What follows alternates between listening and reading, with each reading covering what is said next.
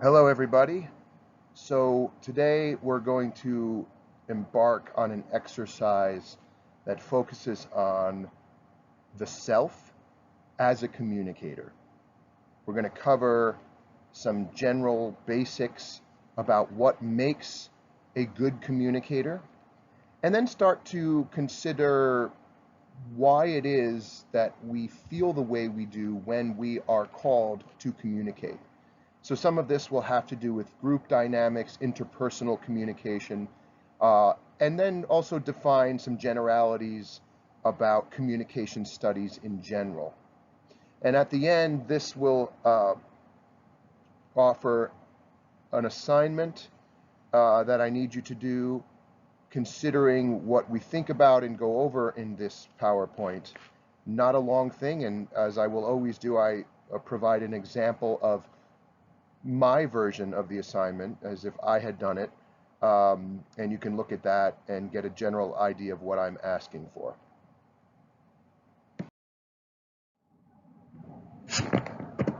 Okay, so some definitions.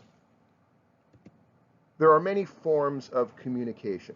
We have intrapersonal, interpersonal, small group, public speaking, and mass communication. Start with intrapersonal. Quite simple. Encoded communication with oneself. Okay, by encoded we mean put in words. Okay, thinking in words, talking out loud to yourself. Okay, you'll see as I go through, these are going to be pictures of me in my daily life. And I do that because I'm going to be asking you not to put together your own PowerPoint, but to think about you in your daily life when we consider these introspective exercises. So there's me thinking, hey, Mark, you got to do a good job. You're being watched today in the classroom by your boss. You're going to do a great job. That's intrapersonal communication. I'm talking to myself, right? Keeping a diary, for instance, is a form of intrapersonal communication, right? I'm writing thoughts and words and plans and goals and complaints and whatever in a diary to myself. Rehearsing things in my mind, right? This is what I'm going to say to my wife because I'm coming home so late, right? This is all forms of intrapersonal communication. Then we move to interpersonal communication. Interpersonal communication is very simply communication between two people. And those two people need to be in the context of some kind of familiarity, some kind of relationship. Okay, so interpersonal communication wouldn't really be what you would have in a moment of yelling at someone on the road or something, you know, that someone that cut you off in a car and you say, hey, jerk, get back in your lane. That's not really interpersonal communication. It would be more like, you know, the guy you get your coffee from at the stand in the morning, you know, the woman driving the subway that day, whatever it is. Someone that you've seen more than once, right? That you have some kind of dynamic with, interpersonal communication. And that can mean with someone very close to you. Very, very simply, here's me and a former student of mine, from a friend now, a guard at the Met Museum. There's me and someone I'm working with. Okay, I'm directing this actor, Ray, in a scene. This is me with a friend playing pool. Someone took some kind of picture. We're sort of posing, trying to be funny, but that's at a pool hall, and that's my friend. I'm having interpersonal communication. There's my wife. This is someone I would obviously, every time I talk to, we're having interpersonal communication. Other definitions beyond interpersonal, we have small group communication, and that's up to about 20 people. Say, you know, I'm a baseball coach. I work with, you know, high school level kids. And when I deal with them, I'm dealing with small group communication, right? Up to 20 people. If I'm dealing one-on-one with one of the kids, it would be interpersonal communication. But when I'm addressing the group, it is small group. That's up to 20 people. Then we have public speaking, right? Oftentimes a class like this is called public speaking. That would be if I'm addressing, a larger group. Here's at the CUNY Grad Center in Manhattan, there's about 100 people in the seats. This would be more of a public speaking situation, right? Above 20. Now, same thing here, where we're doing a play reading in front of an audience. Now, mass communication is to a larger audience beyond that, but it has to be also via some sort of medium, all right? Some mass-produced medium, and that could be print, visual media, whatever. I happen to also have worked in that. I've been in television commercials, soap operas. These are all forms of mass communication. I did a commercial with that man. Well, yes, I did. Spent 45 minutes face-to-face. This would be considered mass communication, anything on television or movies, radio. Okay, so your communication scholars, if we had a textbook for this version of the course, you would find that they like to break it down into observations of good, successful communicators. And they find some universal qualities. And they boil down to pretty simple things. And of course, the point of taking a course like this ultimately is to improve ourselves as communicators. Nothing's more important than how we come across, right? How we get what we want through communication, how we persuade people to see things our way, how we teach, how we explain ourselves, how we communicate to others how we are feeling, our needs. So on basic levels, just communicating needs, we want to be clear. Communicating what we want, getting what we want, having someone get to know us.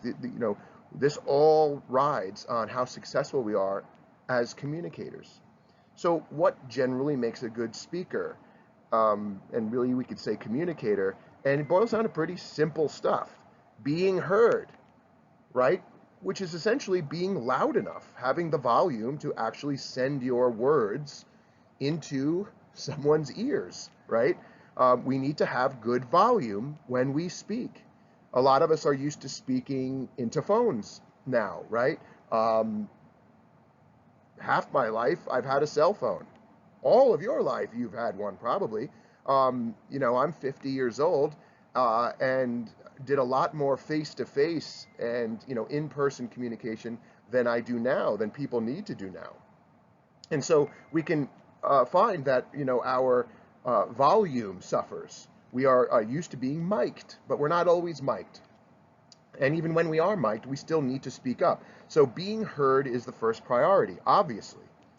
The second one is being clear, being understood. What are we saying? And you'll hear the word articulation associated with this aspect of good communication, that we are clear with our words, that we value each words of a sentence. Finish our words, finish our sentences. Don't speak too quickly where we garble words right as we speak, which can often come with being nervous when we talk to someone. So we'll talk a lot about that, how to work on that, how to develop a good pace, how to develop better articulation when we speak. That's part of this course. And third, the X factor here, well, if you're heard, you're loud enough, you're clear enough, does anyone care? Are you effective? What makes an effective speaker? You could be saying something very interesting, you could be saying something very important, and for some reason, nobody's convinced, or nobody seems to give you their attention, So we'll be talking about what that is. What are the factors behind being successful at this? Being effective, being persuasive, being interesting. So those are the three aspects. You think about those. Those are the three things you want to walk away from this course feeling a little better at. A little louder, a little clearer, and a little more interesting.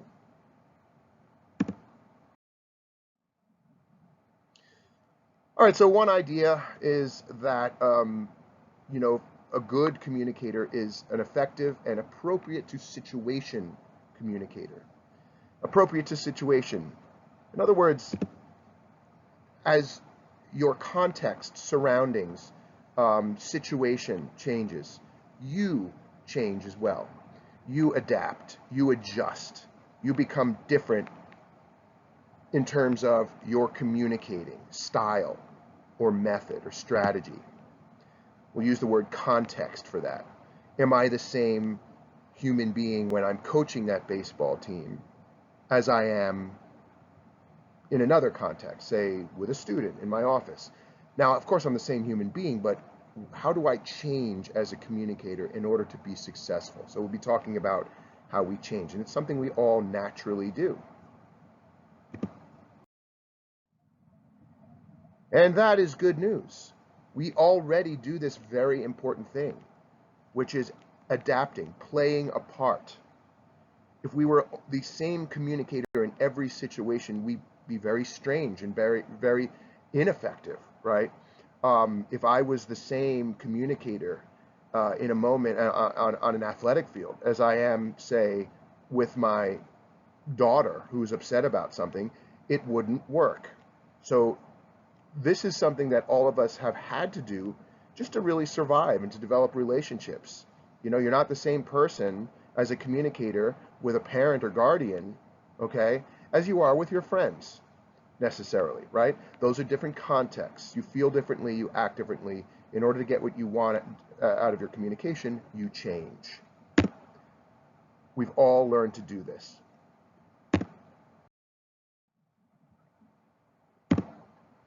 All right, so characteristics of good communicators. All right, beyond those three, you know, be loud enough, be clear enough, and be effective, we find that good communicators are generally self-aware. You're conscious of how you're coming across to other people. That is a good thing, to be self-aware. Of course, not too self-conscious, but to understand how you are attempting to come across in a certain context. I know I'm being polite. I know I'm trying to display a confidence here in this situation, right? I'm trying to display that I'm not being intimidated in this situation. I'm trying to display that I'm upset. I'm trying to display that I'm not upset, etc. Self-awareness. Adaptability, right? The ability to change, just talked about that. The ability to adjust, right? When you're the new person in a situation or at a job, you may act in a certain way as opposed to if you're the veteran in a certain situation. If you're the teacher in the dynamic or you're the student in a dynamic, you may change. You should. Empathetic. Now, this is an interesting, more of a complex idea. That good communicators are generally able to feel or at least be aware of the feelings of the listeners, of how other people are taking in your message and what it's doing to them. Cognitively complex, kind of a fancy term that really just means that you're aware of feedback, that you're able to receive multiple channels of feedback, that you can, for instance, notice someone's body language, right, when you're speaking to them. And then if there's more than one person in the group, that you can tell that there's one person that's really paying attention and another person who seems uninterested. And when you're able to detect that your message is landing in different ways, you're able to adjust and try to include both parties. That would make you more cognitively complex. And that you come across ethical, that what you're saying is something that you care about, that you're honest, that you know what you're talking about, that you're not deceitful, right? That you're not lying. This is an important quality when it comes to good communicators, that they come across as if they care about communication, that they mean what they say.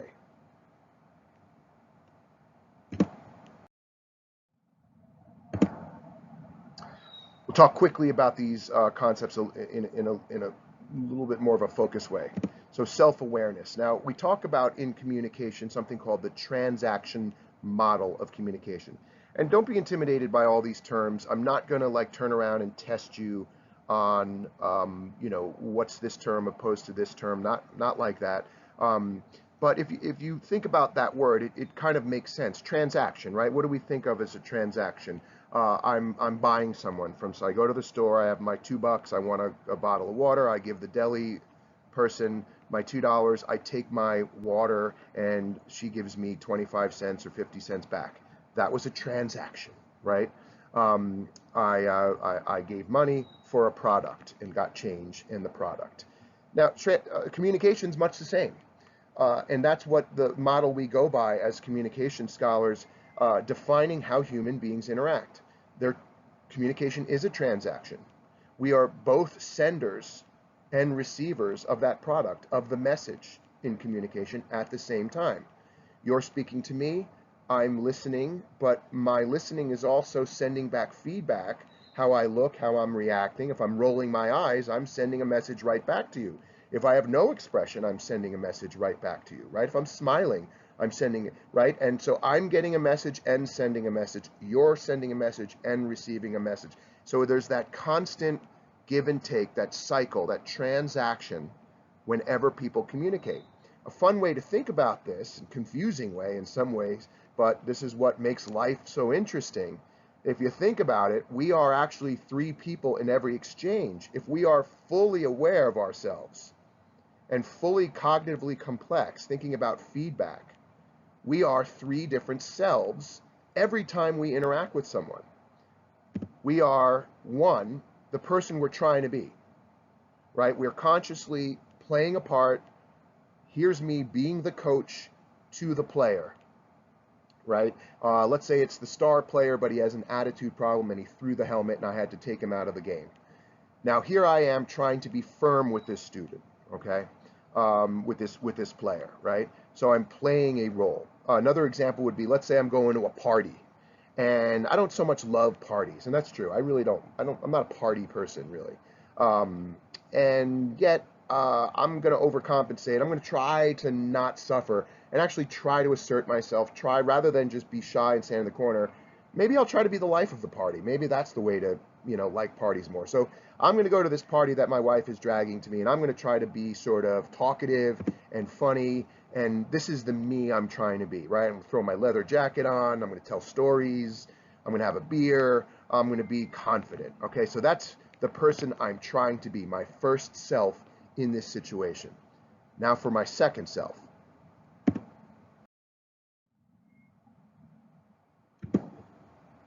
Who I think everyone thinks I am is my second self.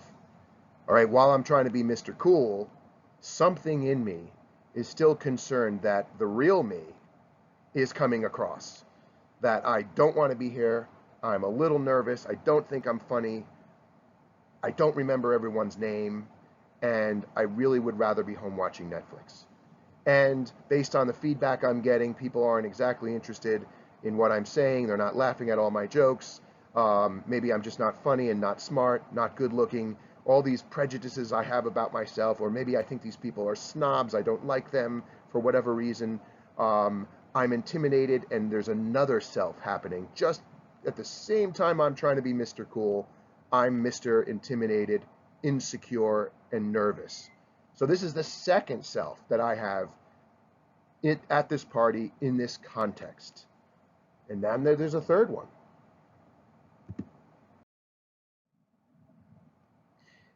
Our third one we really have no access to because we wouldn't know, but the third one's the person that actually is being perceived by those other people. We can only try to be someone, and then we can kind of feel how we're coming across, but in reality, we can't get in others' heads. So for all we know, this is what they think of me. Just sort of a boring, plain, white, middle-aged dude standing there at the party, right? Harmless, polite, forgettable, whatever. That's the self I can't access, but I have to admit is out there. So it's kind of confusing if you think about it. This is why life's so complicated, right? Everywhere we go, these three selves are there. Mr. Cool, Mr. Nervous, and whoever they really think we are, which is probably neither of the first two. So in every exchange, we are numerous and different people. And we should be, if we're really self-aware. There's a Shakespeare line I really love. In fact, I have a tattoo of this on my arm in small print. Thus play I in one person, and that should say many people. Sorry about that. Many people. I'll try to change that next time. Thus play I in one person, many people. That's from Richard II, his play. Can't believe I spelled that wrong. Anyway, so yeah, right? Everywhere we go, we're three people: who we want to be, who we actually feel we are, which both could be wrong, right? and who the other person actually thinks we are.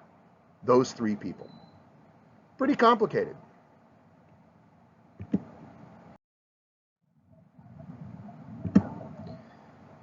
So we have different selves in different dynamics, right? That's clear. We're not always the same self, as I said before. And this depends on many particulars. For example, with a parent or guardian, we could feel like a very different person than we are with someone else, okay? Say, here's me with my aunt, who was my first babysitter, right? Couldn't feel more warm and secure and safe, right? And like I could do no wrong. She doted on me, right? But let's take an example where it's not that simple. My father. And again, I'm doing this to show you this kind of introspection and self-comparison because I'm going to be asking you to do the same thing. Again, not in a PowerPoint, but on paper. So let me think about me as a communicator and really a person in terms of how I feel about myself with my father. So when I'm around him, I generally hold him to be a very hardworking man, very selfless person.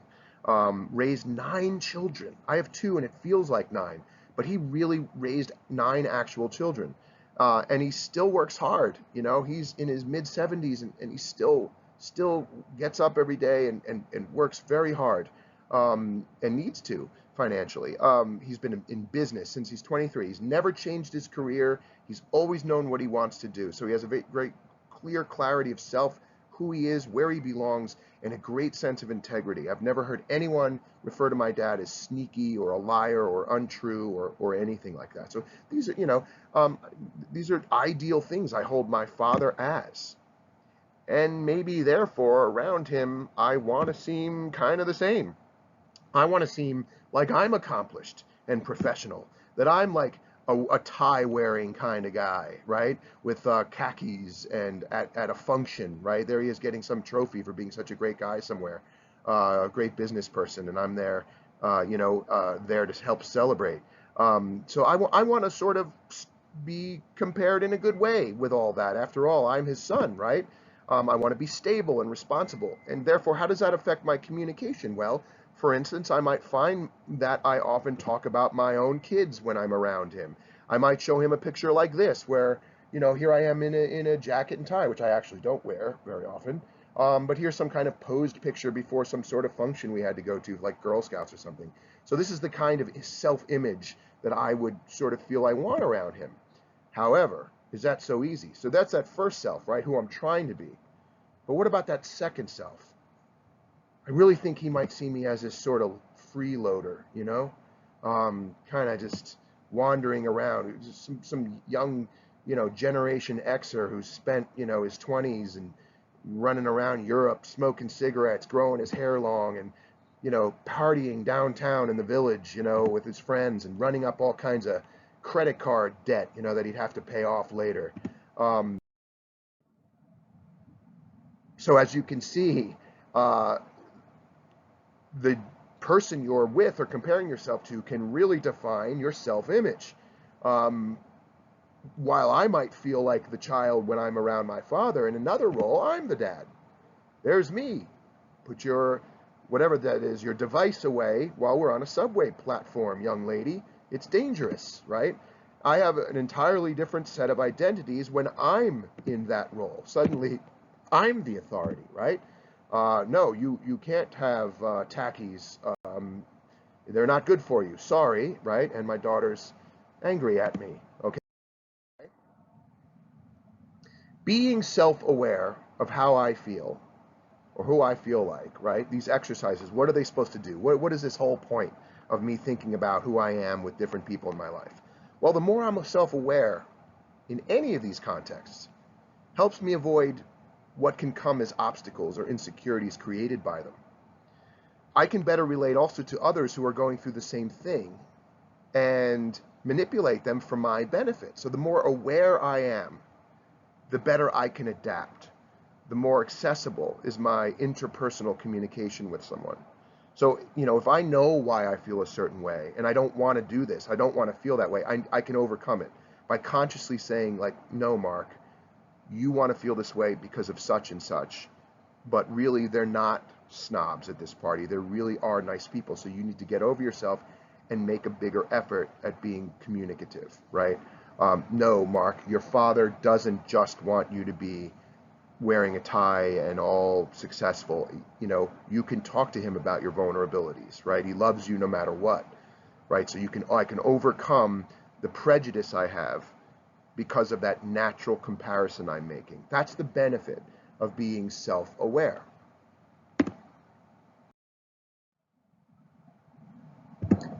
Okay, so folks, this is now going to be what I'm asking you to do. And again, it's all on paper. It's not a PowerPoint, all right? You can just type it up in a bullet point list. But I want you to compare two of yourselves as a communicator with in two different contexts of your life. I happen to choose as a demonstration two situations where I'm in small group communication. You don't have to do both small group communication. You could do it with, your friend and your parent, or your boss and your cousin, or whatever.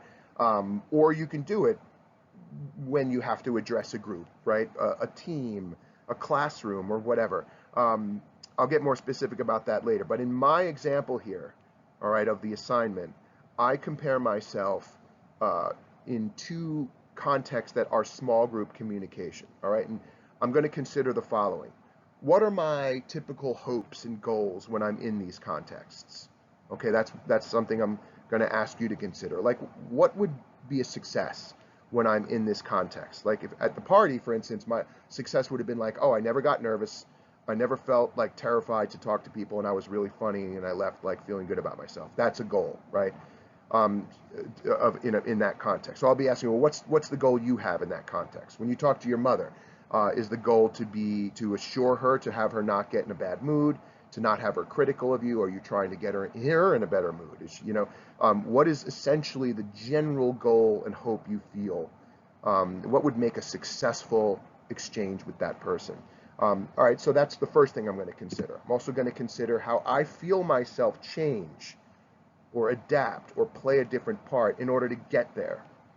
That's sort of the most important thing in this exercise. How do you change around that person? And that can be really weird. Like, that can be physical. You can kind of hang out with one friend and feel literally taller, stronger, louder. You can feel differently. And then another friend you feel small. You feel like you can't use big words. I'll talk about that. That's one of the points I make with a friend. Your vocabulary changes from you. You're intimidated to use big words or assert yourself. You feel quieter around a certain person. And you don't have to explain why. Just want you to observe it and compare. How do I feel around this situation in my life against how I feel in another? All right, so in my exercise, I'm gonna choose Mark the coach. Right, referred to him before. Right, me coaching high school kids baseball. I used to play baseball. That's why. And as a theater director, I'm also in the theater. I'm a playwright and a director and an actor. So I'm going to compare those two. They have similarities and they have differences. As I said, they're both small group communication. All right. So, but let's compare. Like, who are my audiences? All right. Well, they're both under 20 people, but they're different. So we have the team. Those are adolescent boys, right? The kid on my right is not my son. A lot of people think that. And I have the cast, still under 20 people, but a wider range of backgrounds, ethnicities, in this case, and gender, right? Among other differences. But this is, you could see an age range there of early 20s to 80. And male and female, right? Clearly. And above that, it's all boys, and they're all generally the same age. But in both situations, I have a similar goal, which is to lead this small group to work together, both in practice and ultimately in some kind of performance, in the game, in the show, in rehearsal, in practice.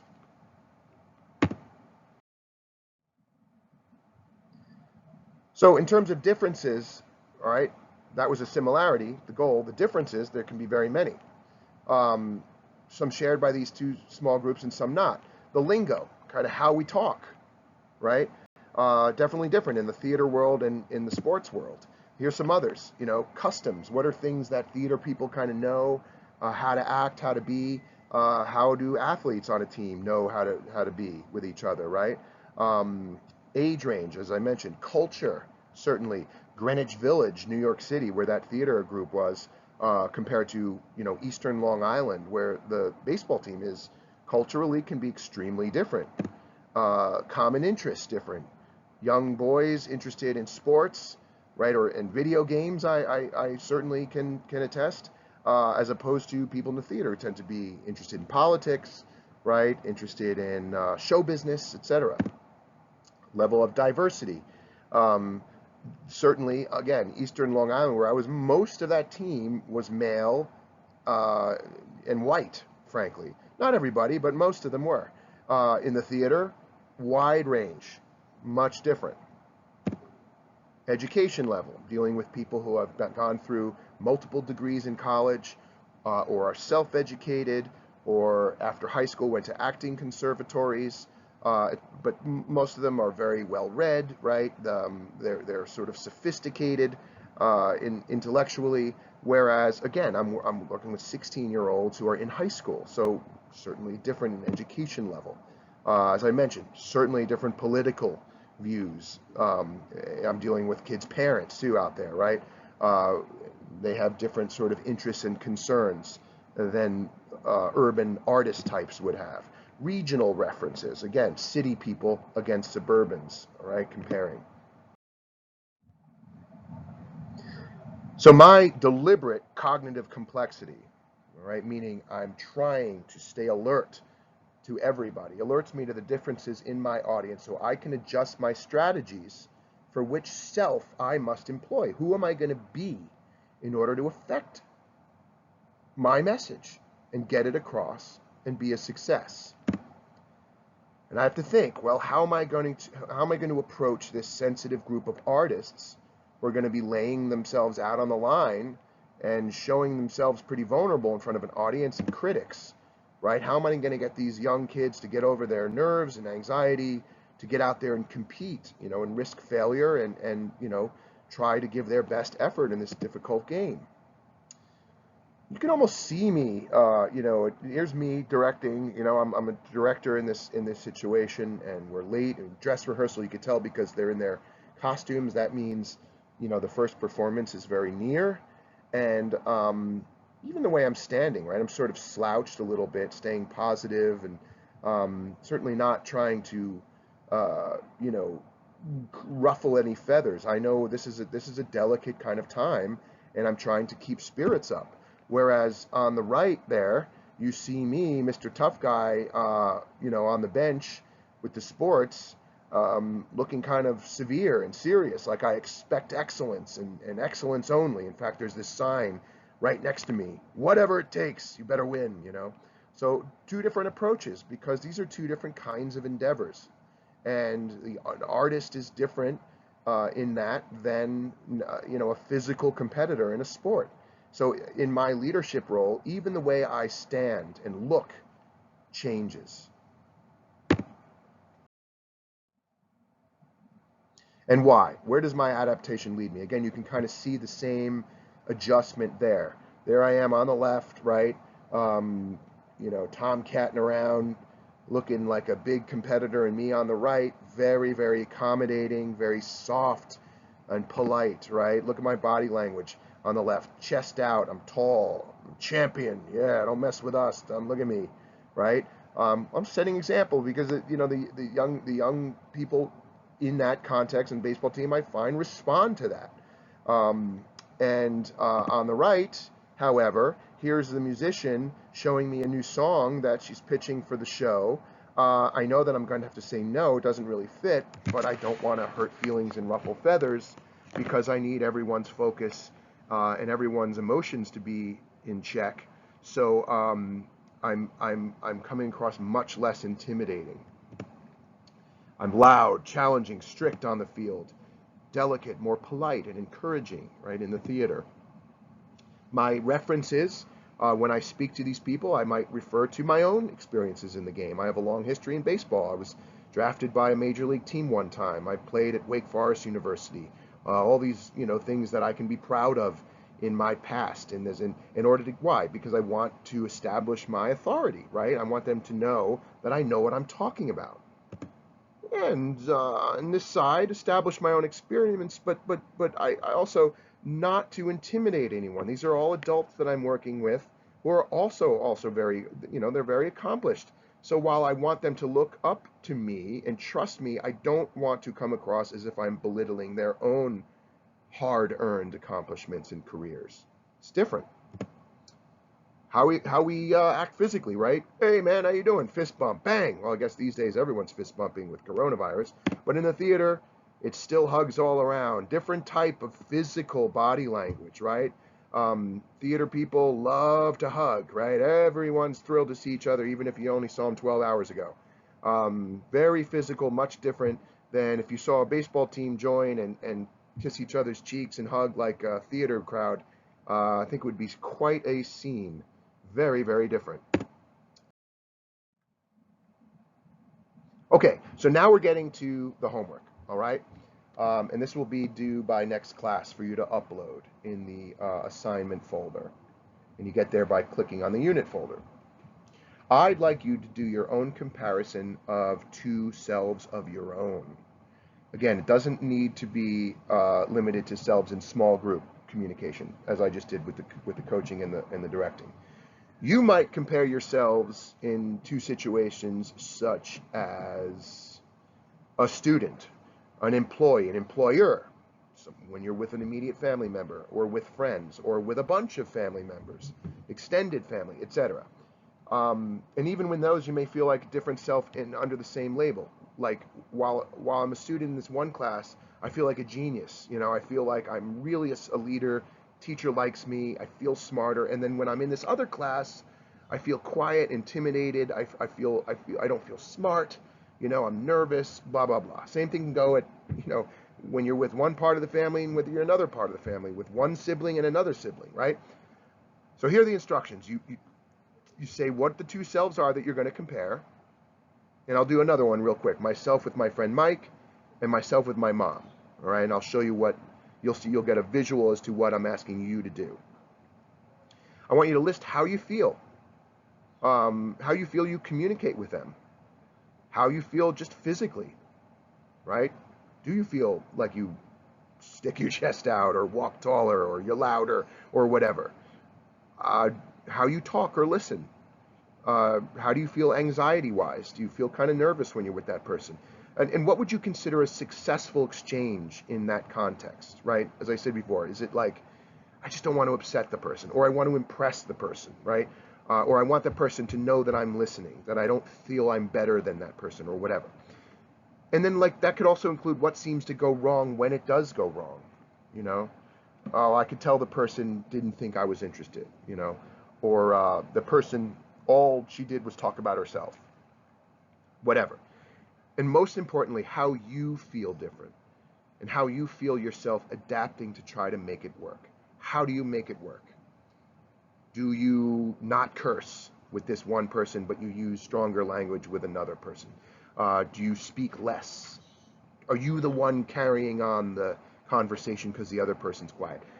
How do you change to make it work? So I really want you to focus on how you're feeling. The point of this is to really recognize how you're different in different circumstances. All right, and we're almost at the end of this. I want to show you my examples on the next slides.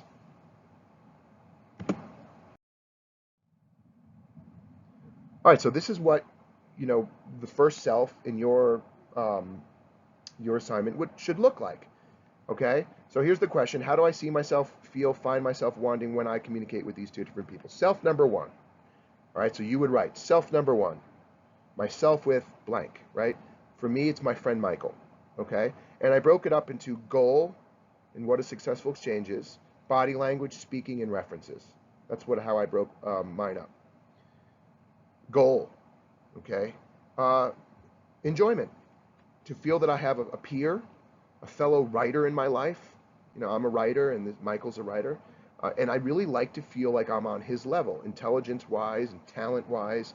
So I feel myself, really happy when I'm making good jokes with that person, because I feel like he would respect me as a fellow theater writer, and frankly, I also like to learn from the words he uses and how he tells a story. He's really charismatic, and I feel like I learn, how to be that way when I'm around him.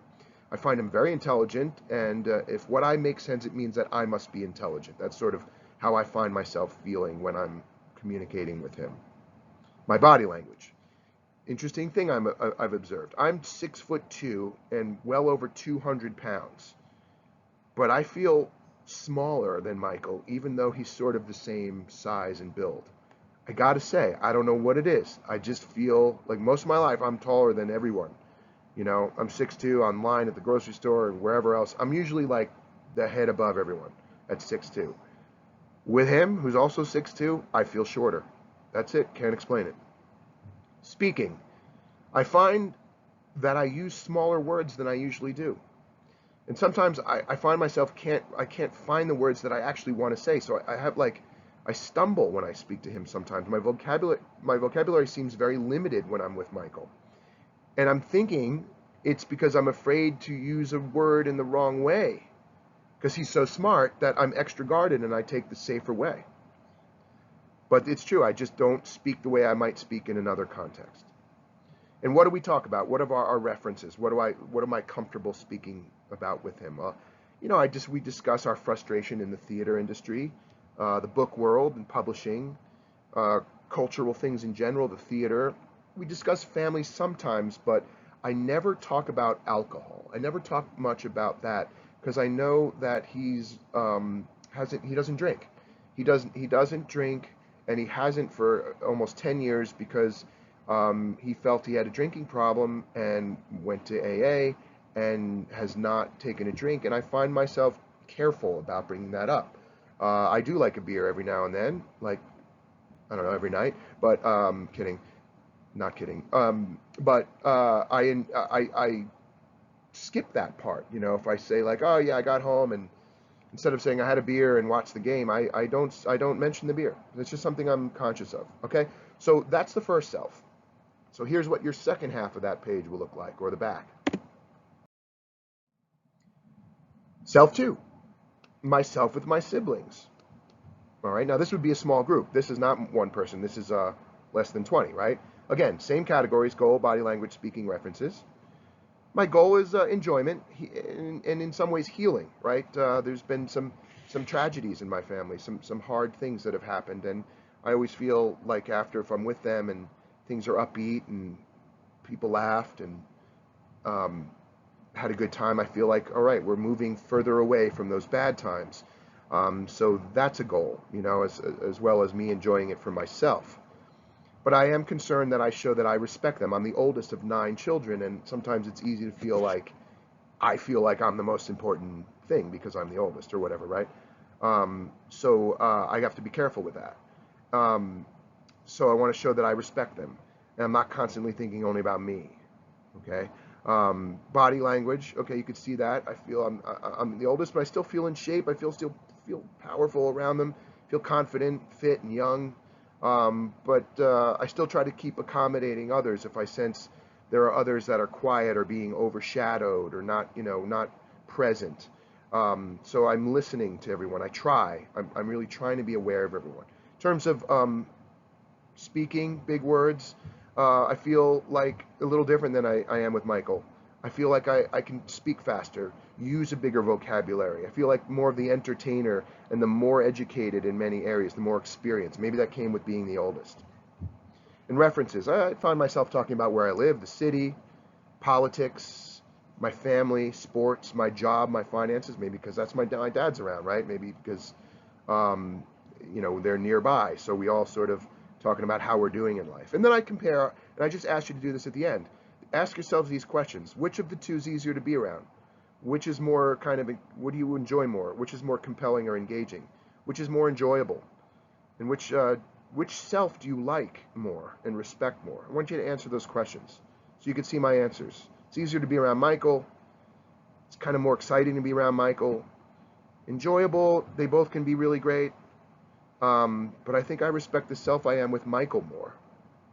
Again, there's more in it for me, right? He's a peer. I want to be more like him. Maybe he's a kind of big brother figure that I didn't have. Whatever. The reasons really don't matter. I just want you to go through the exercise. All right, so that's what I'm asking you to do. I'll put a hard copy of this just so you have a visual example of what yours should look like. Thank you.